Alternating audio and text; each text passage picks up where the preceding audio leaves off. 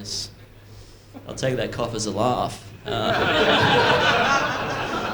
It's good that we can cough in public again, you know? Do you guys remember before we couldn't even do that? People didn't like it? Yeah? I remember a couple of years ago, I was on the train, right? I started coughing. A guy masturbating in the carriage gives me a dirty look. I'm like, what is going on here?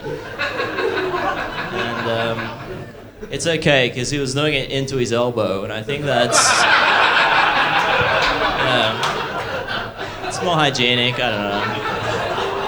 I'm not a doctor, but, you know.